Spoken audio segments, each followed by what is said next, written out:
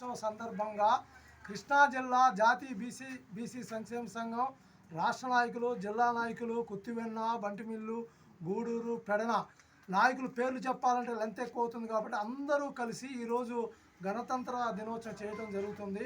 ఈ సందర్భంగా మరి ఒక విషయం ఒకటి చెప్పదలిచాను.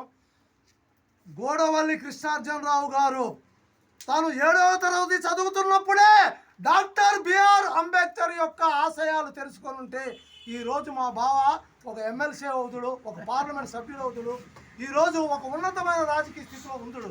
కానీ మా బీసీ సహోదరులందరూ కూడా ఆ మహనీయుడు చెప్పాడు, అరే ఎస్సీలకు ప్రత్యేక నియోజకవర్గాలు ఎలా అయితే ఇస్తున్నారో మీరు కూడా రండిరా, మాతో కలవండిరా అంటే అప్పుడున్న బీసీ నాయకులు మరి అదే విషయాన్ని నాకు సూరిబాబు గారు, కాళీ సూరిబాబు గారు రాష్ట్ర ప్రధాన కార్యదర్శి వారు తెలియజేశారు.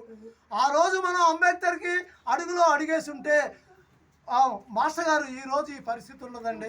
మన రిజర్వేషన్ కోసం, ఉద్యోగ ఉపాధి అవకాశాల కోసం మనం కొట్లాడే పని ఉండదు.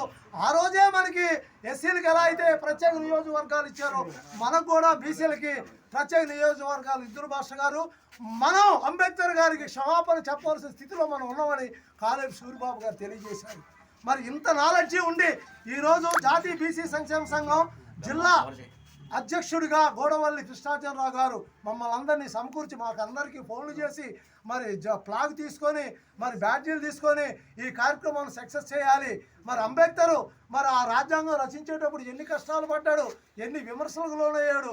మరి ఈరోజు మా బావగారు చెప్పాడు, ST, SC, BC, minority, Muslims అందరూ కూడా రాజ్యాంగపరంగా హక్కులు అనుభవిస్తున్నారంటే డాక్టర్ బిఆర్ అంబేద్కర్ రాసిన రాజ్యాంగమే. ఈరోజు భారతదేశం ఐకమత్యంగా భిన్నత్వంలో ఏకత్వం, ఏకత్వంలో భిన్నత్వం ఐక్యంగా ఉంది అంటే అది అంబేద్కర్కే చెందుతుంది. ఆ గౌరవనీయుడు ఆయన కృతజ్ఞతగా మనం బీసీలో ఉండాలని మరి మా బావగారు నిజంగా వండర్ఫుల్. ఆయన ఉపన్యాసం ఆయన చెప్పింది ఇదే. ఆ మహనీయుల్ని మనం గుర్తించలేకపోయాం.